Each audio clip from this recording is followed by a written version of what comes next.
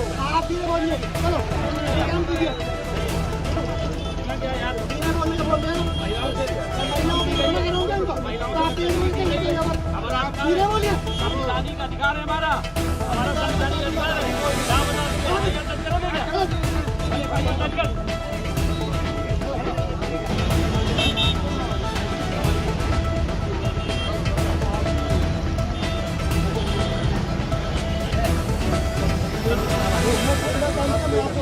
मुझे भी ठीक है, बता दिया आपको।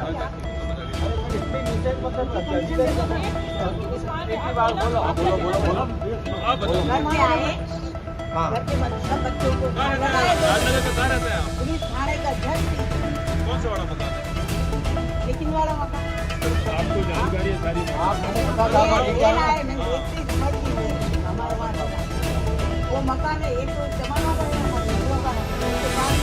अपना मकान आपके बच्चे 2 कान लगाए तो उनको 2 महीने से भूख दी। वो बताओ वो आगे बात बताओ ना नगर।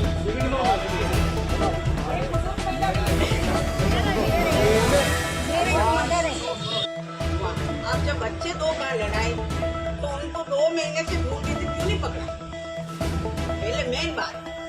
उसके बाद गणेश चौथ की रोज ये हंगामा उठाने का जरूरत पड़ी, कौन हमारे घर में ये करा, उन्होंने फर्रे उछाली गणेश चौथ के दिन।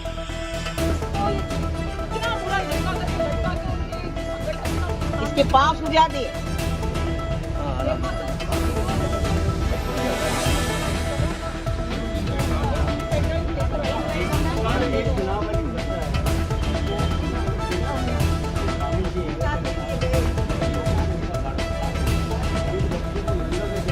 मामला ये है कि राजसमंद के अंदर राजनगर थाने के अंतर्गत ये कुछ महिलाएं थी, ठीक है, उनके साथ में पुलिस अधिकारी प्रशासन के द्वारा मारपीट की गई। मारपीट इस तरीके से की गई कि उनसे आज चला फिरा भी नहीं जा रहा है। एक औरत का तो ऑपरेशन हुआ तक था, जहाँ पे कोई लेडीज कांस्टेबल नहीं थी, कुछ नहीं थी, उनको रातों रात उठाया गया और पूरा एक दिन और पूरी रात वहाँ पर रखा गया। उसके बाद में भी जैसे एक पक्षी कार्रवाई वहाँ पर की गई। वहाँ पर क्या किया गया कि जैसे इन लोगों ने पहले रिपोर्ट दी थी, उस पर कोई किसी प्रकार की कार्रवाई नहीं की गई, ठीक है। अब इनका क्या हुआ कि धीरे धीरे इतना फैल गया कि ये हर जगह से हर मुसलमान को परेशान करने लग गए। मतलब जो भी घर के बाहर भी आके खड़ा हुआ है ना, तो उनको भी उठा उठा कर लेकर चले गए। तो और मतलब जो भी आपको असलियत जाननी है ना, तो ये खुद यहाँ पे प्रार्थी मौजूद है, जिनके साथ बीता है, जो अपने पैरों पे अभी खड़े नहीं हो पा रहे, जो यहाँ की लेडीज है वहाँ की, ठीक है। हम इस मांग को लेके आए हैं कि जिन प्रशासन अधिकारियों ने इनके साथ में गलत किया है, उसके ऊपर सख्त से सख्त कार्रवाई की जाए, उनको निलंबित किया जाए।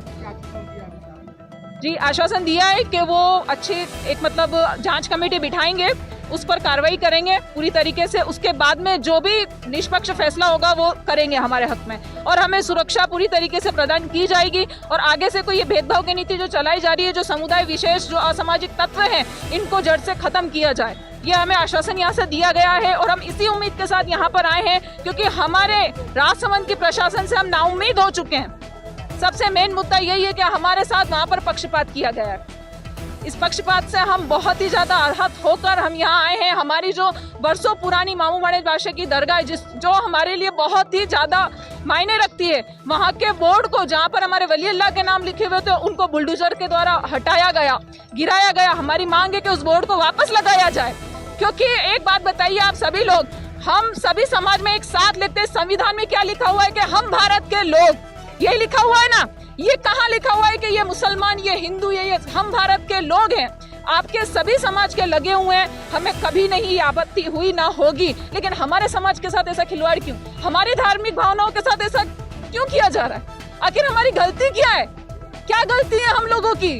हम लोग आवाज नहीं उठा रहे हैं, इसलिए तो आज बस हमारी यही अपील है कि हमारे को सुरक्षा दी जाए, इसके साथ साथ हमारे साथ ये भेदभाव की नीति को खत्म किया जाए। वो कहते हैं ना कि कोरोना वायरस तो क्या चीज थी, वायरस तो ये फैल रहा है जातिवाद का, समझ रहे हैं आप, ये जातिवाद का। और जरूरी नहीं है जातिवाद मुसलमानों के साथ भी है, SC ST OBC वालों के हाल देखिए आप, कुर्सी पर बैठे हैं तो उनको नंगा कर करके मारा जा रहा है उच्च वर्ग के धर्म के लोगों द्वारा।